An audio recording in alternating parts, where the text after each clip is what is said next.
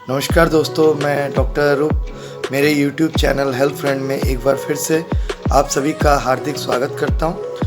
आज मैं hair fall के कारण और उसके लक्षणों के बारे में कुछ इन्फॉर्मेशन आप तक पहुंचाने के लिए इस वीडियो के माध्यम से आपके सामने आया हूं। इससे पहले कि ये वीडियो स्टार्ट करूं, अगर आपने मेरा चैनल अभी तक सब्सक्राइब नहीं किया है तो कृपया इसे सब्सक्राइब करें, और अगर मेरा वीडियो आपको अच्छा लगता है तो इसे ज़्यादा से ज़्यादा लाइक करें और शेयर करना ना भूलें। आपके सुझावों को और सवालों को कमेंट बॉक्स पे ज़रूर भेजते रहें और मैं इसी प्रकार से आपके सवालों का जवाब वीडियो के रूप में देने की पूरी कोशिश करता रहूँगा। जैसा कि हम सभी लोग जानते हैं, हमारे बाल जो होते हैं, हेयर जो होते हैं, हमारे सुंदरता का एक प्रतीक माना जाता है। स्त्री हो, पुरुष हो, नव युवक हो या नव युवती हो, हर किसी को बालों को निखारना एक अभी का एक ट्रेंड बन चुका है। हर कोई चाहता है कि उसके बाल बिल्कुल सुरक्षित रहे और बाल ना झड़े और बाल बहुत लंबे हो, घने हो। लेकिन बहुत सारी चीज़ समझना पड़ेगा कि बाल झड़ना जो है वो अपने आप में एक बीमारी नहीं माना जाता है।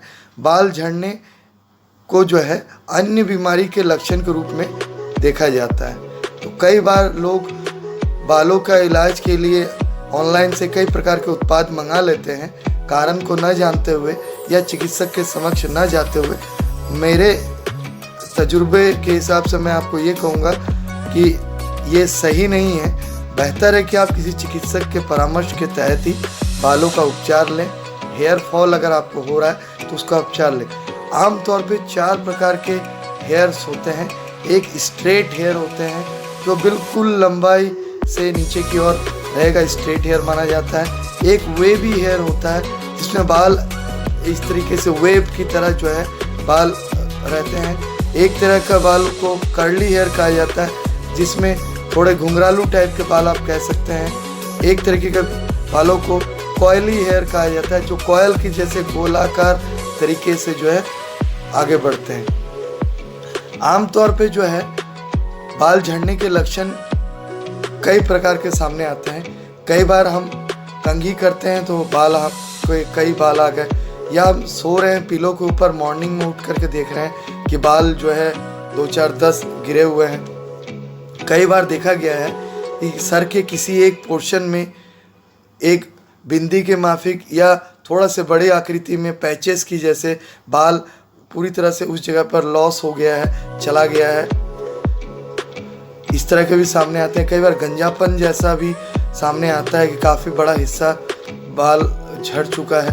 कई बार ऐसा देखने के लिए मिलता है कि जो है बाल जो है हमारे बड़े हो ही नहीं रहे हैं या उतने रीग्रोथ नहीं हो रहे हैं, और बाल जो भी थोड़े बहुत हैं वो धीरे धीरे झड़ते हुए काफ़ी हद तक सामने के पोर्शन में, फ्रंटल एरिया में खाली होता जा रहा है, या कई बार बीच में या कई बार साइड से भी खाली होता जा रहा है। तो ये आमतौर पे इस तरह के लक्षण सामने आते हैं प्री मैच्योर हेयर फॉल के, जिनको असमय बाल झड़ने की बीमारी है। अब इसके कारणों के ऊपर मैं आपको कुछ रोशनी डालूंगा, आप थोड़ा ध्यान दीजिएगा। इसमें एक बहुत मुख्य कारण जेनेटिक्स माना जाता है, आनुवांशिक। अगर आपके परिवार में माता पिता, नाना नानी, दादा दादी को ये प्रॉब्लम्स था तो आपको भी ये प्रॉब्लम आ सकता है। ये जेनेटिक्स, आनुवांशिक इस कारणों से भी बाल झड़ सकते हैं। एज एक बहुत इम्पोर्टेंट फैक्टर है। हालांकि ये देखा गया है कि अभी एज फैक्टर से भी पहले ही अभी 15-20 साल के युवक युवतियों को या 25-30 साल के नौजवान को या नवयुवती को भी बाल झड़ने लग गए हैं। पहले एक समय था कि 40-50 के बाद लोगों के थोड़े थोड़े बाल झड़ते थे, लेकिन अभी तो काफ़ी यंग एज से ही, इवन चाइल्डहुड से भी बाल झड़ने के दोष हमारे सामने आ रहे हैं। एलोपेशिया एरियाटा एक कारण माना जाता है, जो बालों सर के ऊपर बाल एक तरीके से पैचेस की जैसे, एक टुकड़े के जैसे पूरे ही हिस्से से निकल के चले जाएंगे। तो ये कई बार एलोपेशिया एरियाटा में एक जगह पर भी एक पैचेज जैसे हो सकते हैं, या कई जगह पर भी सर के बाल चले जा सकते हैं। इसके साथ साथ ये देखा गया है कि जो केमो का ट्रीटमेंट ले रहे हैं, केमोथेरेपी ले रहे हैं, कैंसर्स के पेशेंट, उनके भी बाल जो है हेयर लॉस हो सकते हैं। पोस्ट डिलीवरी स्टेज में, चाइल्ड बर्थ के बाद में भी महिलाओं को बाल झड़ने का एक लक्षण पाया जाता है। इसके साथ साथ इलनेस, बीमारी की हालत में, लंबी बीमारी या तनाव से भी बाल झड़ने का संबंध पाया गया है। इसके साथ साथ ये देखा गया है कि हम अत्यधिक बालों के ऊपर प्रयोग करते हैं, कई तरह के केमिकल युक्त लोशंस लगा रहे हैं, हेयर लोशन, या कई तरह के कलर वगैरह प्रयोग कर रहे हैं, उसके साइड इफ़ेक्ट्स के तौर पे भी बाल झड़ सकते हैं। अभी के समय में ये देखा गया है कि लोग कई तरह के हेयर स्टाइल को अपनाते हैं, बाल पुलिंग करवाते हैं, खिंचवाते हैं। इस कारण से भी हेड स्कैल्प में बालों के जड़ कमज़ोर होकर के भी बाल झड़ सकते हैं। हार्मोनल इम्बैलेंस को बहुत बड़ा फैक्टर माना गया है। आमतौर पे महिलाओं को पॉलीसिस्टिक ओवरियन सिंड्रोम की वजह से, ओवरी में गांठों, रसौली की वजह से, गांठों की वजह से भी बाल झड़ सकते हैं। कई बार हेड स्कैल्प का इन्फेक्शन होता है।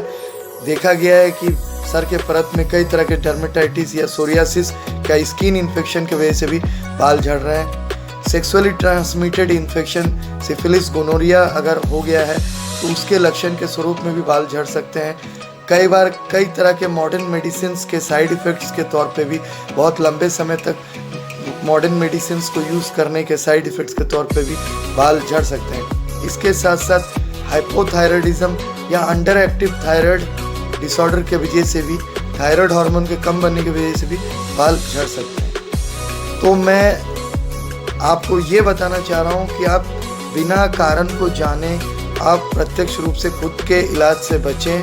बेहतर है कि आप चिकित्सक के संपर्क में आएँ। चिकित्सक जो है अपने ज्ञान के माध्यम से, आपके लक्षणों के माध्यम से आपको कुछ टेस्ट भी लिख सकते हैं और लक्षणों से पता कर सकते हैं कि आपको किन कारणों से बाल झड़ रहे हैं। उस कारण को पकड़ करके जब वो ट्रीटमेंट को प्रोवाइड करेंगे और आप ट्रीटमेंट को कंटिन्यू करेंगे तो आपको बहुत अच्छा रिस्पॉन्स मिल सकता है। तो मैं उम्मीद करता हूँ मेरी दी गई जानकारी से आपको काफ़ी हद तक हेल्प मिलेगा।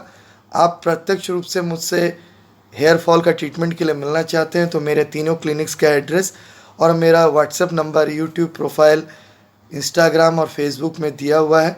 आप वहां से भी मुझ तक संपर्क कर सकते हैं। धन्यवाद, नमस्कार, जय हिंद।